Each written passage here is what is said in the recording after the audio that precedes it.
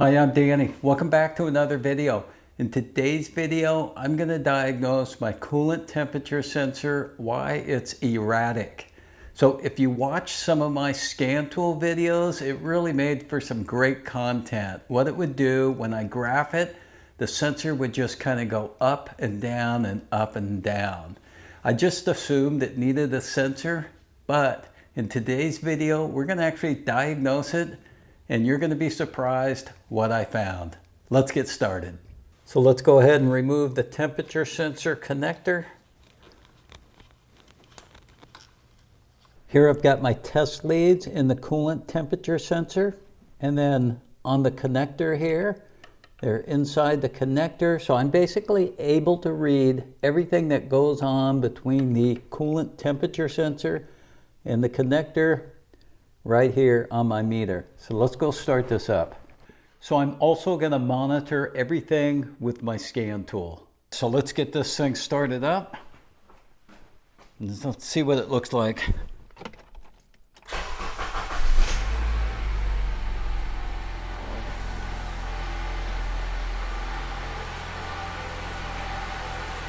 go ahead and shut this down here.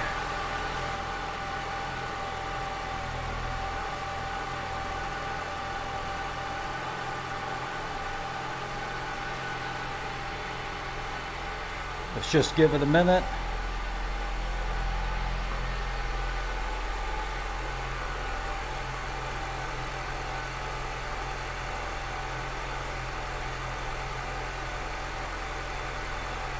So I've done this 3 or 4 times so far, and it hasn't skipped a beat.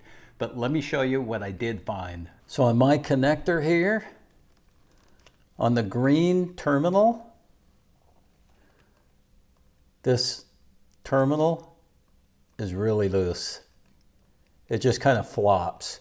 Compared to the other side, that's nice and tight. This one's nice and tight.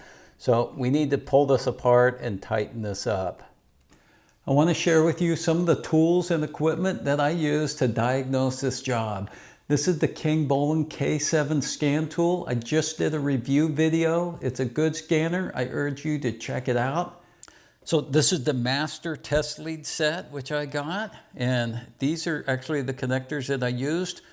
One end went into the sensor, the other end went into the connector, and this end went into the meter. And I could see everything that was going on. This is what you're going to need if you're going to be pulling apart connectors. It just makes things a whole lot easier. I don't think this was more than $20 on Amazon. I don't remember, but I've used it quite a bit. I'll put a link in the description. And this one's my go-to multimeter. Any multimeter would work on this job, but this is my meter, and this is the one I use. Now I'm working around the camera, so it's a little bit more difficult than it would be. But we're just going to try to get in here now.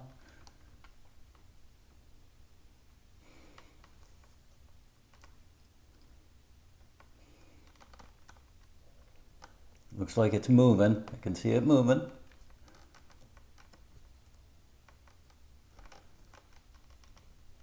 It's coming.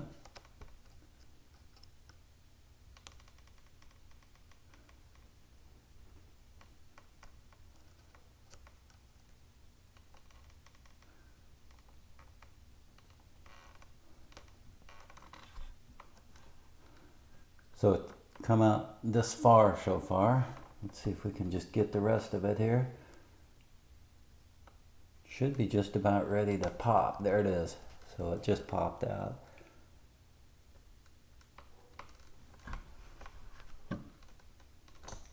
There it is. So I'm going to get this hose out of the way a little bit. I'm going to remove it from its little holder here. And just kind of push it to the side. That's going to give me just a little bit more room here. Now, I believe it was this green terminal that was giving me problems, but I want to double check it right here. Slide it in. Oh yeah, that's loose. Let's try the other one. Yeah, that one's a lot tighter. The green one, that's loose. So we're going to tighten up the green one and our problem should be fixed. All right, so here, I don't know if you can see it or not, but inside here, there's a little tab I just need to pop up. Then I should be able to pull that green wire off. So this is the tool I'm going to use. And I'm just going to get in here. And it's kind of a feel. There it is. I just felt like I popped it. I'm going to try to hold it pop there as I get some needle nose. Grab the end of it. See if I can just pull it out the back. I think it's a back pull. Let's see if it's a front pull.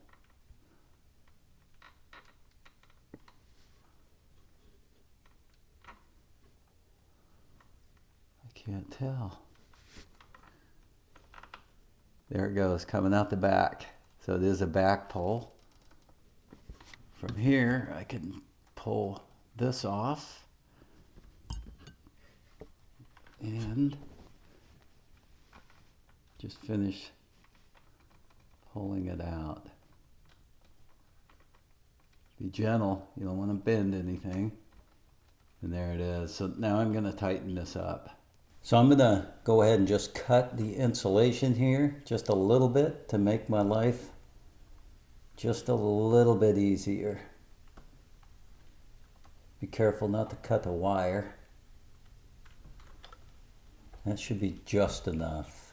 Now I spent about 5 minutes here using this tool and trying to tighten that up. So I just got in here and kind of moved it up a little bit, but I think I got it. I'm going to test it before I put it all back together. So this, oh yeah, this is much, much, much tighter. Now we're going to put this back in. So just make sure you get it in the right way.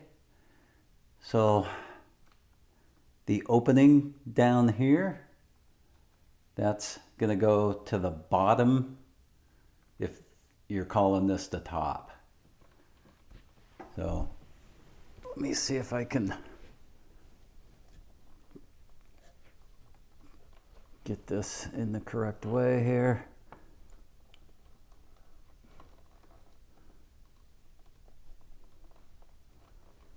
There it is.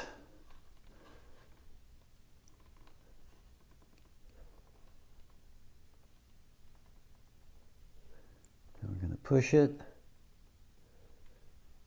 it, and I just need something to help push it right now.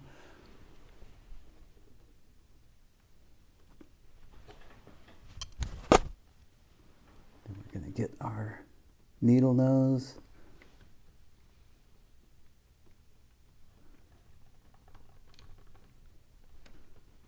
And I think that did it. So we're just going to grab it. We're going to push. We're going to pull, push, pull. So that's in there nice and tight. The only thing we got to do now is put this back on. So these tabs are going to go right into here to lock those pins in. This should just pop in. Let's see.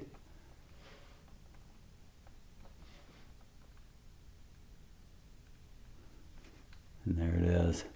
So we are good to go. Now let's just get this connector back over. Set it on top. And we're all good. Let's move this back over there and let's go test it. I hope you got something out of today's video. If you did, give it a thumbs up and consider subscribing. I'll put links to all the products I used in today's video. Thanks for watching, and I'll see you in my next video.